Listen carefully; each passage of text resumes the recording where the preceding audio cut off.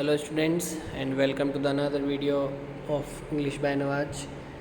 In today's video we will discuss lesson number 1 of your Flamingo book, the last lesson. In this video lecture I will told you a summary of this lesson plus we will cover question answer also. So let's start.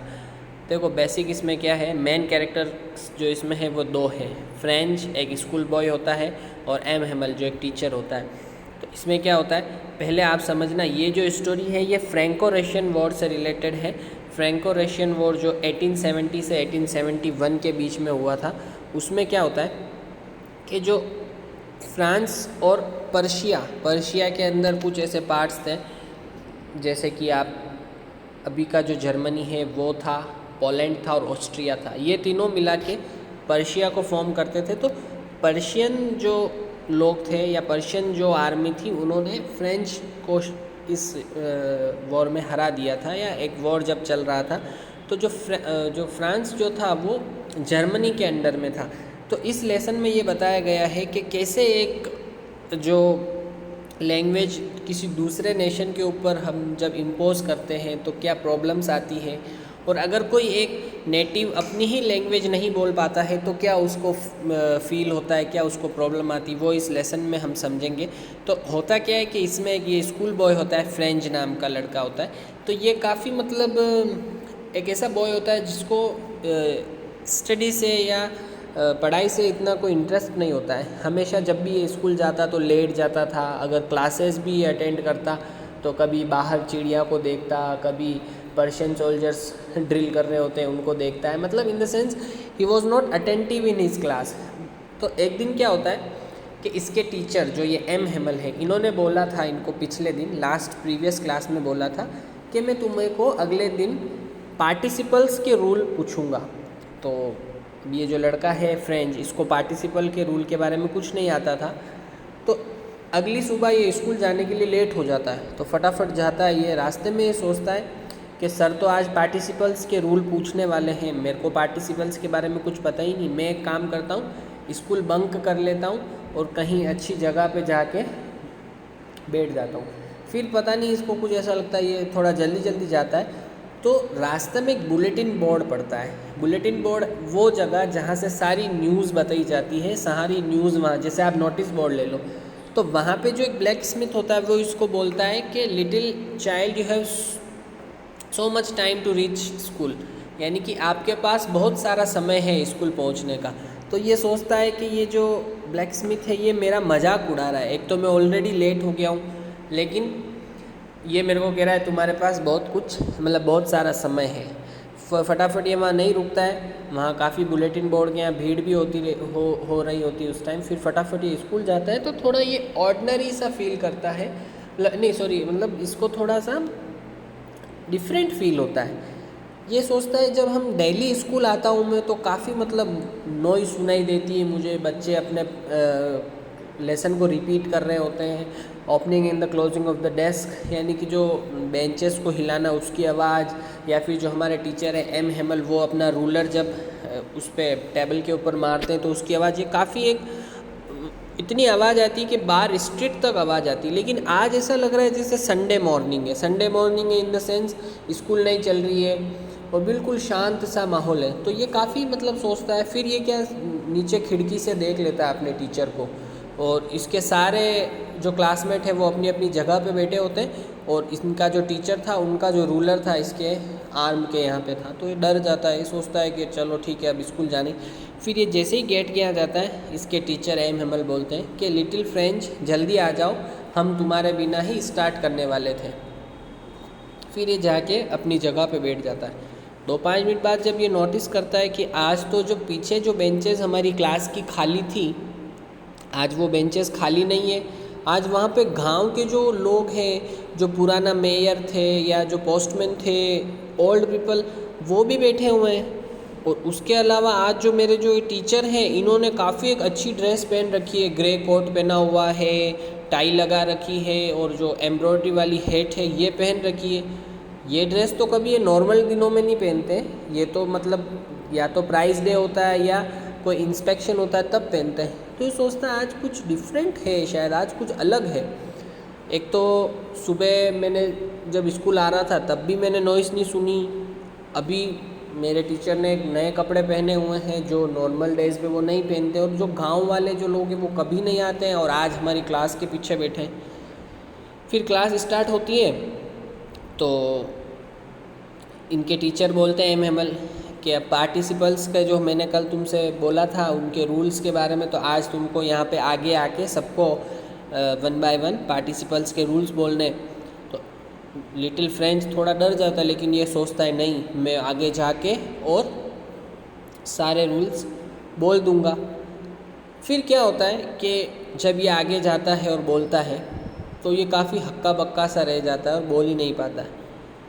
फिर इसको लगता है कि यार मैं तो first में ही नहीं बोल पाया।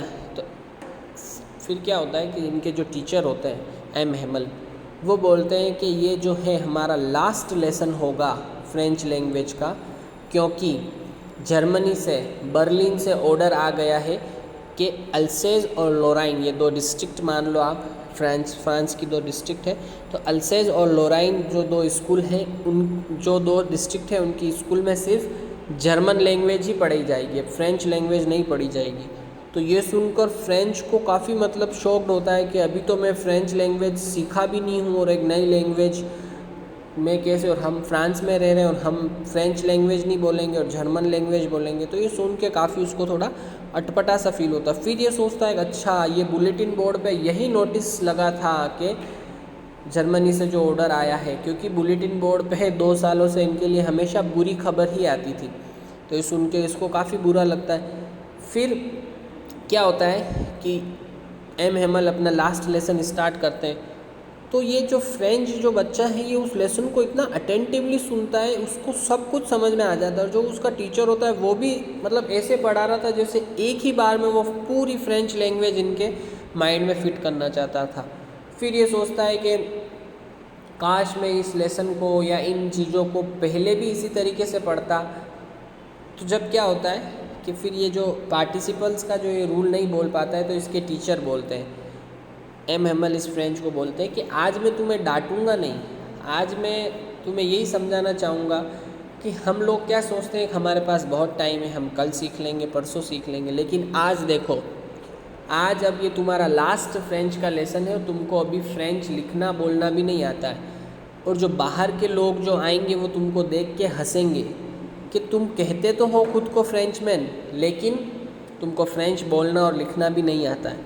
तो ये सब सोच के फ्रेंच जो है लड़का, उसको भी काफ़ी दुख होता है। एम हेमल बोलता है कि इसकी जो रिस्पॉन्सिबिलिटी है सबकी बनती है, तुम खुद इसके लिए जिम्मेदार हो, तुम्हारे जो पेरेंट्स हैं वो भी जिम्मेदार है, क्योंकि उन्होंने भी तुम्हारी पढ़ाई के प्रति इतना सीरियस नहीं रहे। वो तो चाहते थे कि तुम किसी फैक्ट्री में काम करो और पैसे कमाओ या फील्ड में काम करो। मेरी भी गलती है, वो खुद भी जिम्मेदारी ले रहा है कि जब कभी मुझे फ़िशिंग पे जाना होता था तो मैं तुम्हें छुट्टी दे देता था।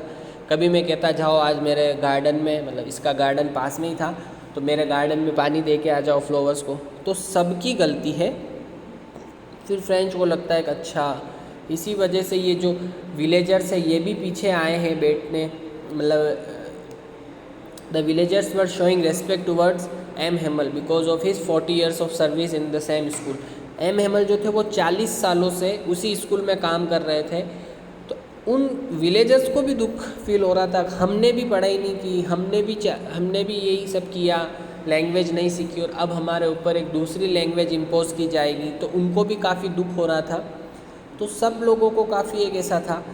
फिर क्या होता है कि इनका जो लेसन होता है उसके बाद इनका राइटिंग सेक्शन चालू होता है। उसमें क्या होता है, एम हेमल इनके लिए नई कॉपीज़ लेके आते हैं टीचर, और उसके ऊपर छोटे छोटे ऐसा लगता है जैसे फ्रांस के फ्लैग हो, और उसमें कुछ ऐसा स्लोगन वाई वाली फ्रांस ऐसा कुछ लिखा होता है, जिसका मतलब होता है फ्रांस जिंदाबाद, या ऐसा इनका कुछ स्लोगन होगा। तो उस टाइम जब राइटिंग सेक्शन होता है तो पूरी क्लास में सिर्फ आवाज़ उस पेंसिल जब पेपर पे चलती वो आवाज़ आ रही होती, उसके अलावा कोई आवाज़ नहीं आती। तो मतलब सभी इतने अटेंटिव होके इस लेसन को, इस राइटिंग सेक्शन को अटेंड कर रहे थे। फिर क्या होता है कि जैसे ही राइटिंग सेक्शन हो, फिर कुछ छोटे बेबीज़ के कुछ इनका जो छोटे बच्चे होते हैं ना नर्सरी में, वैसे इनका कुछ लेसन चालू होता है बा बेबी कुछ पढ़ाने का, वो होता है। फिर जैसे ही चर्च की क्लॉक 12 पे स्ट्रक होती है और पर्शियन सोल्जर्स जो बाहर ड्रिल कर रहे होते हैं उनके ट्रम्पेट की आवाज़ आती है, एमएमएल खड़े होते हैं और कुछ बोलना चाहते हैं लेकिन नहीं बोल पाते, और फिर वो पीछे चौक से लिखते हैं वाई वाली फ्रांस और इशारा करते हैं जाओ। यानी कि इतना मुश्किल उनके लिए था एमएमएल के लिए। 40 इयर्स उन्होंने वहाँ पे काम किया। और जब एमएमएल बैठे थे तो जो फ्रेंच था उसने एक चीज़ नोटिस करी कि एमएमएल उस पूरी क्लास को इतनी गौर से देख रहे थे जैसे कि वो पूरी क्लास को अपने आइज़ में या माइंड में कैप्चर करना चाहते थे। उनकी बहन ऊपर सामान पैकिंग कर रही थी तो उसकी आवाज़ से भी उनको काफ़ी बुरा लग रहा था कि अब इस शहर को या इसको फ्रांस को छोड़ के मुझे जाना पड़ेगा, अब मैं फ्रेंच लैंग्वेज नहीं पढ़ा पाऊँगा। तो ये सब सोच के एमएमएल काफ़ी दुखी थे। और लेसन मेन ये बताता है कि अगर हम किसी भी देश में रहे तो हमें उनकी नेटिव लैंग्वेज आनी चाहिए। बीच में एमएमएल ने यह भी कहा था कि अगर आप किसी देश के ग़ुलाम हो तो आपकी प्रिजन की जो की है वो आपकी लैंग्वेज होगी। ये काफ़ी अच्छी लाइन उन्होंने बोली थी। तो देखो अब हम इसके कुछ क्वेश्चन आंसर है वो डिस्कस कर लेते हैं। फर्स्ट क्वेश्चन आपके हैं, what was France expected to be prepared with French expected to be prepared with for school that day. उस दिन फ्रेंच को क्या प्रिपेयर करके जाना था? पार्टिसिपल्स के रूल। तो फ्रेंच टीचर एमएमएल, यहाँ पे हैमल की स्पेलिंग गलत है, MML had told them that he would ask them rules of participle in next class. So French was expected to be prepared with the rules of participles के rule उसको याद करके जाने थे। नेक्स्ट देखो, what did France notice that was unusual about the school that day? जिस दिन वो स्कूल जा रहा था तो उसने क्या अनयूजुअल देखा, क्या नोटिस किया? तो देखो यूजुअल डेज में क्या होता था, when school began there was a great bustle and noise, काफ़ी अच्छी आवाज़ आती थी। Noise could be heard outside in the street but on that day there was silence all around. लेकिन उस दिन चारों तरफ क्या थी? साइलेंट थी, साइलेंस था। लाइक अ संडे मॉर्निंग, किस तरीके का था? संडे मॉर्निंग को जैसे साइलेंस होती, स्कूल नहीं चलती, वैसा। There was no sound of opening and closing of desk, यानी कि बेंच को आगे पीछे खींचने की भी कोई आवाज़ नहीं आ रही थी। Friends classmates were already on their seats, जो उसके दोस्त थे, क्लासमेट्स थे, वो भी अपनी सीट पे थे। And his teacher M Hamel, another mistake of M Hamel, his teacher M Hamel was also standing with ruler under his arm. तो जो वो एम हैमल था उसके आर्म के नीचे क्या था? रूलर था, और उसने नए कपड़े भी पहन रखे थे। अगला क्वेश्चन है, what had been put up on the bulletin board. देखो बुलेटिन बोर्ड ये होता है जिसपे कुछ न्यूज़ वगैरह दी जाती है। तो there was another bad news had been put up on the bulletin board that from tomorrow only German language will be taught in the schools of Alsace and Lorraine, यानी कि जर्मन लैंग्वेज को ही पढ़ाया जाएगा else's और लोराइन की schools में। Next question है, what changes did the order from Berlin cause in the school that day. Berlin से जो ऑर्डर आया था वो क्या चेंजेस लेके आया? तो there was a great silence all around the school, पूरी स्कूल में काफ़ी साइलेंस था। एम हैमल अपनी बेस्ट ड्रेस पहन के आए थे। M Hamel had put up his best dress which he used to wear on prize giving days and inspection. Village people were sitting on the back benches, उस दिन class में village people भी बैठे हुए थे पीछे, और काफ़ी वो एक इमोशनल डे था। नेक्स्ट क्वेश्चन देखो, how did French feeling about M Hamel and school change. जब उसने ये सुना कि अब हमें ये फ्रेंच लैंग्वेज का लास्ट लेसन होगा तो उसको क्या चेंजेस अपनी, देखो वो क्या था, स्कूल और इन पढ़ाई को इतना सीरियस नहीं लेता था, लेकिन अब जैसे ही उसने सुना तो उसका जो फीलिंग थी वो चेंज हो गई। French used to dislike M Hamel and his ruler, but when he came to know that this was MML's last lesson, he would have to leave France because from the next day German language would be taught in the schools of France. Feeling about MML and school changed after hearing that news. तो क्या होता है जब उसको पता चलता है कि जो ये फ्रेंच का लास्ट लेसन है मेरा, अब हमें फ्रेंच लैंग्वेज नहीं पढ़ के जर्मन लैंग्वेज पढ़नी पड़ेगी और MML छोड़ के चले जाएंगे यहाँ से, तो उसको काफ़ी बुरा लगता है और उसकी फीलिंग जो है स्कूल और MML के प्रति चेंज हो जाती है। नेक्स्ट देखो आप, the story suddenly realize how one precious their language is to them. What shows you this? Why does this happen? देखो इस लेसन में क्या होता है कि एकदम से ये बता दिया जाता है कि कैसे लोगों को अपनी लैंग्वेज से एकदम प्यार हो गया। पहले जब इनके पास पूरा टाइम था सीखने का तब इन्होंने नहीं सीखी, और जब एकदम एमएमएल बताते हैं कि अब तुम्हारा लास्ट लेसन है तो इनको लैंग्वेज से काफ़ी रियलाइज़ हो जाता है कि हमारी लैंग्वेज काफ़ी प्रीशियस है। जैसे एमएमएल ने बोला था कि फ्रेंच लैंग्वेज काफ़ी ब्यूटीफुल लैंग्वेज है, one of the best language in the world. तो अब क्या इनको फील हो रहा है? तो when MML told student that the only German would be taught in the school of Alsace and Lorraine, people like French who had no knowledge about French language but they called themselves Frenchmen, but now other people will laugh at them that they pretend to be Frenchmen but have no knowledge about their native language। तो French जैसे जो person थे और वो गांव वाले जो पीछे बैठे हुए थे, वो लोग खुद को तो फ्रेंचमैन कहते थे लेकिन उनको फ्रेंच लैंग्वेज के बारे में कुछ भी नहीं पता था। तो अब जो दूसरे लोग आएंगे वहाँ से जर्मनी से, उनको जर्मन पढ़ाने, वो हंसेंगे इनके ऊपर कि तुम लोग कहते हो कि हम फ्रेंच मैन हैं लेकिन तुम्हें फ्रेंच लैंग्वेज नहीं आती है।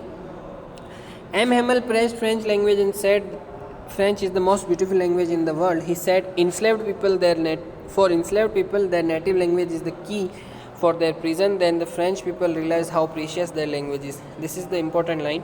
तो उन्होंने क्या बोला था एम हेमल ने कि जो enslaved यानी जो गुलाम जो लोग होते हैं, उन लोगों के लिए जो उनकी नेटिव लैंग्वेज होती है वो किसी भी प्रिजन की तरह काम करती है।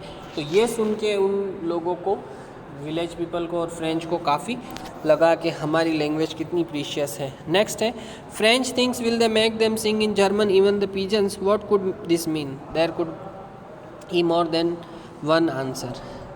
जब वो फ्रेंच को ये पता चलता है कि कल से तो हमको जर्मनी पढ़नी है, तो सोचता है कि ये जो बाहर जो पिजन्स है, जो कबूतर है, इन लोगों को भी क्या वो जर्मन में बोलेंगे कि आप जर्मन में सिंग करो।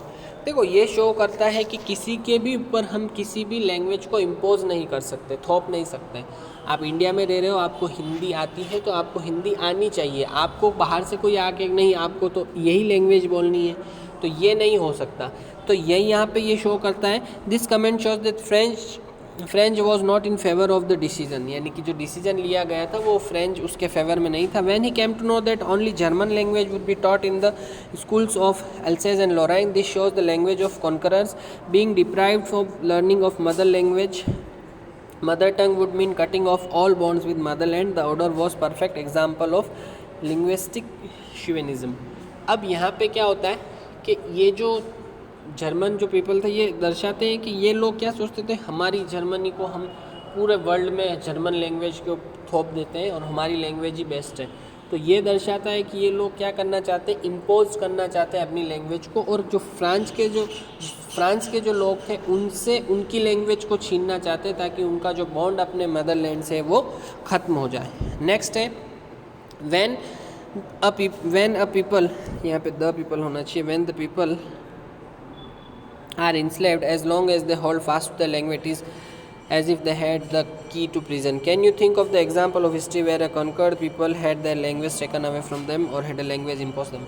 काफ़ी अच्छा क्वेश्चन है। इसमें देखो एम हेमल ने बोला था कि जब लोग गुलाम होते हैं तो उन लोगों के लिए उनकी नेटिव लैंग्वेज जो है वो प्रिजन की का काम करती है। तो आप इसका कोई एग्जाम्पल दे सकते हैं जब कोई एक देश गुलाम था और उनके ऊपर दूसरे देश ने एक लैंग्वेज इम्पोज करी? तो हाँ, native language helps people to express their feeling and it gives them power to fight against conquerors who try to impose their own language on the enslaved people. जो नेटिव लैंग्वेज होती है वो उन लोगों को अपनी भाषा में अपनी भावनाओं को एक्सप्रेस करने में मदद करती है और उन लोगों से लड़ने में मदद करती है जो कॉन्करर होते हैं और अपनी लैंग्वेज को थोपना चाहते हैं। ऐसा ही एक एग्जाम्पल है, देखो जब ब्रिटिश पीपल जब इंडिया में रूल कर रहे थे तो उन्होंने भी क्या ट्राई किया था, इंग्लिश को इंडियन पीपल पे थोपना, और उन्होंने इंग्लिश एजुकेशन भी स्टार्ट किया था। तो when British ruled over India they try to impose the language on the Indian people and they started English education in India. और उन्होंने क्या किया, इंग्लिश एजुकेशन स्टार्ट किया इंडिया में। What happens to a linguistic minority in a state? How do you think they can keep their language alive? जैसे linguistic minority मतलब ऐसे देश होते हैं या ऐसे कोई राज्य होते हैं जहाँ पे जैसे मान लो अपने राजस्थान में पंजाबी कम है लेकिन उनकी लैंग्वेज तो बोलते हैं, तो वो लिंग्विस्टिक माइनॉरिटी हो गए। तो जैसे पंजाबीज़ इन बेंगलोर हो गया, तमिल्स इन मुंबई हो गया। अब मुंबई में तो मराठी लैंग्वेज चलती है, लेकिन कुछ तमिल पीपल वहाँ रह के तमिल भाषा बोलते हैं, तो उन लोगों को क्या फेस करना पड़ता है। तो लिंग्विस्टिक माइनॉरिटी फेसेस डिस्क्रिमिनेशन, थोड़ा भेदभाव होता है, लोग उनकी भाषा पे हंसी भी उड़ाते हैं, मजाक भी उड़ाते हैं। On the basis of language in any state the linguistic minority tries to preserve its identity through an intimate contact, interaction and preservation of the language in social get-togethers, family function and festivals of their own region. In short, they create a mini Punjab in Bangalore, mini Chennai in Mumbai, mini Bangalore in Delhi, mini Surat in Kolkata. ये लोग क्या करते हैं कि अपनी language को बचाने के लिए कुछ फंक्शंस होते हैं तो वहाँ ये लैंग्वेज बोलते हैं। जैसे मान लो मुंबई में कोई पंजाबी लोग रह रहे हैं तो वो क्या करेंगे, फिर मान लो 20-30 जने किसी सोसाइटी में रह रहे हैं तो वो मिनी पंजाब कहलाएगा। मान लो राजस्थानी तो मिनी राजस्थान। तो ये ऐसी कोशिश वो लोग करते हैं। लास्ट क्वेश्चन है आपका, is it possible to carry pride in one's language too far? Do you know what's linguistic chauvinism means? Linguistic chauvinism का मतलब क्या होता है? ऐसी रूढ़िवादी या ऐसी जो भाषा के प्रति रूढ़िवादी सोच कि हमारी लैंग्वेज ही बेस्ट है, उसको लिंग्विस्टिक शियोनिज्म बोलते हैं। और एक अपनी भाषा में ही प्राइड कैरी करना क्या पॉसिबल है क्या? नहीं। हर एक लैंग्वेज के अपने कुछ प्रोज एंड कॉन्स होते हैं, हर एक लैंग्वेज ब्यूटीफुल होती है। हम बोले नहीं सिर्फ इंडिया की हिंदी ही बेस्ट है, अंग्रेज़ी ख़राब है, फ्रेंच ख़राब है, तमिल ख़राब है। इवन हमारे इंडिया में ही बहुत सारी लैंग्वेज बोली जाती है, तो अपन तो बोले नहीं ओनली हिंदी ही सही है, बाकी तमिल, राजस्थानी, बंगाली सब ख़राब है, तो इट इज़ नॉट गुड। तो linguistic chauvinism means having believe और faith that our language is the best language in the world. This shows strong support towards your own language, but sometimes this Shionism becomes way too much for the people as they forget to respect other language and sometimes try to take too much pride in their own language. तो कभी कभी क्या होता है, ये लोग linguistic शियोनिज्म मतलब कि अपनी ही लैंग्वेज में बहुत ज़्यादा प्राइड कहते हैं, जैसे हिंदी बेस्ट, जैसे वो फ्रेंच ही बेस्ट, जर्मन ख़राब, या जर्मन ही बेस्ट, फ्रेंच ख़राब। यानी कि इन द सेंस इस लैंग्वेज को बुरा बताना, उस लैंग्वेज को अच्छा बताना। आपको अगर किसी को अच्छा बताना है तो इसका मतलब ये नहीं कि आप किसी को नीचा बताओ। हाँ, फ्रेंच बेस्ट लैंग्वेज है, ज़रूरी नहीं कि अब हम कहें जर्मनी सबसे ख़राब लैंग्वेज है, जर्मन सबसे ख़राब लैंग्वेज है। ऑल्दो वहाँ पे जो जर्मन पीपल इम्पोज कर रहे थे अपनी लैंग्वेज वो गलत था, बट कहने का मतलब हम हिंदुस्तान में अगर रह रहे हैं और हम बोले सिर्फ हिंदी ही बेस्ट है, तमिल ख़राब है, बंगाली ख़राब है, उर्दू ख़राब है, तो ये गलत होगा। ठीक है, आई होप आपको ये वीडियो समझ में आई होगी। Till then bye, take care, have a nice day.